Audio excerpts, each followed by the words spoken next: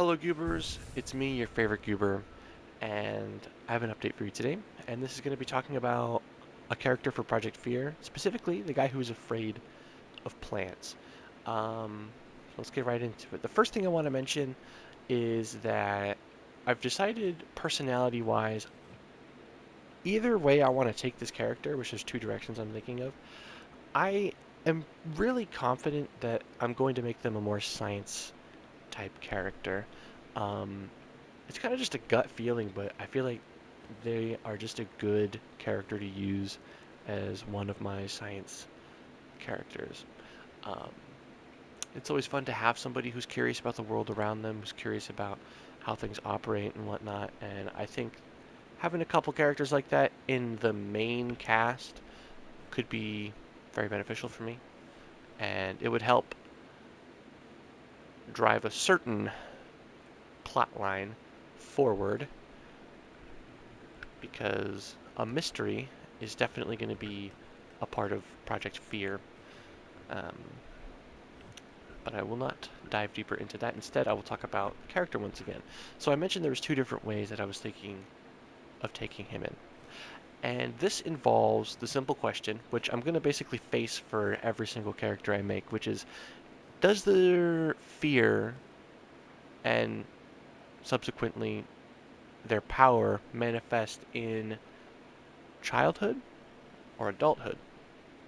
And it's very important because the way you understand the world and perceive things as a child is very different than when you have a more adult, nuanced understanding of things.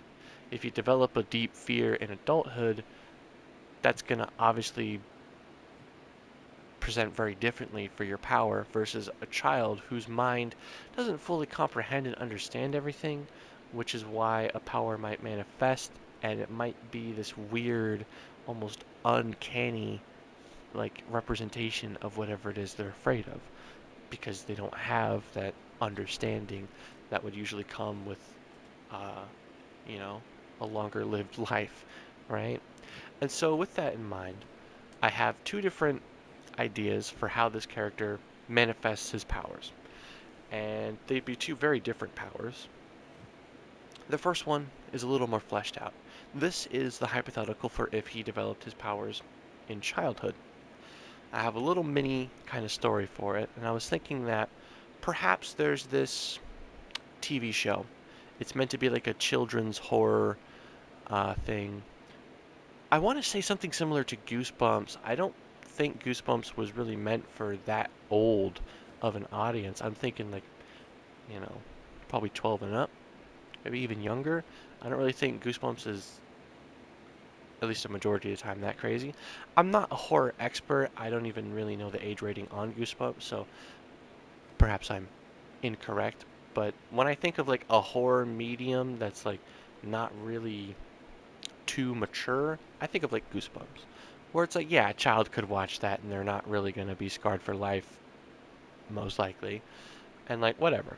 And so I was thinking we have something like that going on in my story, where the character around this time is working on a science project, and he's really just focused, tunneled in on his project, and he chose to talk about the Venus flytrap for whatever reason. Perhaps it caught his attention, maybe the classroom had one, and he wanted to, you know, explore it because he thought it was cool. Carnivorous plant. Wow. It sparked his curiosity, and he had to do a school science project, and he chose, you know, the Venus flytrap for his topic. And in the background, students are discussing this new episode of this horror series. And it's about a mad scientist who is doing genetic experiments on the Venus flytrap, creating a man eating plant. You know, something simple. It ain't got to be that complex. But the point is, um, going around the school, people are talking about it. It's really popular. And the main character is very dialed into like whatever they're reading, And so they're not picking up on all the details about it. And so it's in the back of their mind, but they don't really, none of the things click because, like I said, they've been very drawn into their research, so they're not really aware of all the conversation that's happening around them. So some time passes, they're working on their project, and the episode comes on. Maybe he's finishing it up, or he just begins to watch it. And the missing detail for this little tidbit is an explanation for why, in this moment, the kid is so vulnerable to developing such an intense fear. Um, I have yet to really figure that out. Um, I feel like maybe I could take some simple steps to get there, but also maybe I can be a little more complicated with how we get there. I have to flex some creativity here because I don't really know why watching this children's horror is going to trigger so deeply a fear in him that begins to manifest a power based around Venus flytraps, right? But it's kind of the gist of that idea. Like I said, just kind of missing that why is he able to be scared so deeply? But after that, his powers manifest because it turns out he's really afraid of Venus flytraps now, and you know we go from there, right? I don't really plan on finishing that whole little mini story just because I don't really see a reason to. So that's all I have for it. Um, Take a step back with me. That's all that I have for it. When I say I don't want to finish it, I don't have anything more to say. That's everything. I didn't want to put too much effort into just a concept. So that's all I got. Just a little mini boom. And for the other pathway, let's say he developed his fear in adulthood and manifested powers then. Um, I was thinking about one plant that I was introduced to. I think it was on Instagram Reels. Um, it's where I normally find new music, but sometimes I get random cool science stuff. And I got this lady who seemed to be really into plants, and she introduced to me this idea of a plant that was able to mimic other plants. First up, that's right up my alley. I love mimics, man. Those are cool, right? Um, and so when I learned about a plant that was doing that, it was really interesting. And I was thinking to myself, not too long ago, about that plant. And it came up because I was thinking about plants, obviously, with this character. And it kind of dawned on me, what if this guy was like a botanist in his adult life? Really into plants, really curious about them, and perhaps, once again, gotta find a reason for them to be super vulnerable enough so to develop such a deep fear of plants. In this case, it would be this kind of mimic plant. Um, find that missing link. I'm thinking maybe they're on some sort of medication, or they have some sort of undiagnosed illness that causes them some extreme levels of paranoia, right? Who knows? Maybe it's a mixture of both, right? Substance abuse can certainly affect um, disorders and exaggerate things that can, lead to like crazy paranoia, right? For instance, maybe this mimic plant is going to uh, mimic the people around me, and it's going to try to consume me and take and leech off of my life, or something stupid like that, right? That kind of paranoia. So that was kind of it, just kind of the rough idea, um, kind of an excuse to use that really interesting plant for a power.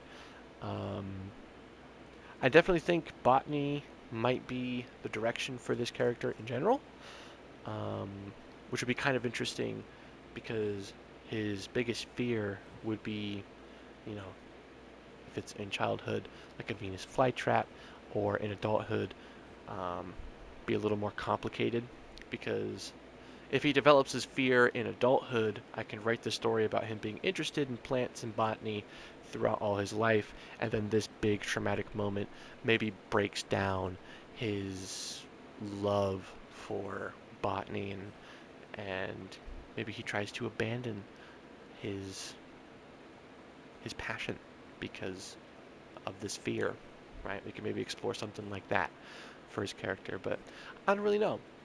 One thing I do know though is that I'm really enjoying coming up with like power ideas for this character, because plants are really cool. Like for Project Elemental, there are usually like sub elements for them. So there's 6 elements in total, and then 5 of them have an alternative kind of like type. Um, so just a quick example would be earth. You have like the rock, earth, minerals, that kind of stuff, like sand, dirt, all that. And you have plant life. Trees, plants, vines, flowers. You get the deal, right? I love coming up with stuff for one, the earth element. I really enjoy the earth element, but two, I really enjoyed like the plant ideas. In fact, shamelessly, my favorite character for Project Elemental, her power deals with plants, and she's very intertwined with like plants and whatnot. And then with what I plan to do with her character, and there's also a whole group of characters that I really plan to do stuff with when it comes to plants. I'm really looking forward to like exploring that, because that's like a pretty out there and wild thing when that gets revealed in the story. But that's like a late game thing whenever I decide to do that.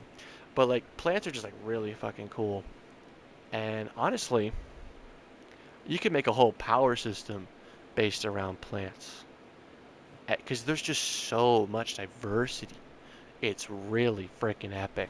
And, hell, you know what? Project Botany, Inbound? Huh? Huh? I'm not against it. If I did do that, though, that would be final, my final manga that I would allow before I ever do anything else. I've already got enough manga ideas that if I pursued all of them individually, I would probably not have enough time in my life to get another one out. Um, but yeah, no, I just, I really have been enjoying the process with this character, and so I wanted to kind of share all that I had with him. When it comes to the power ideas, right now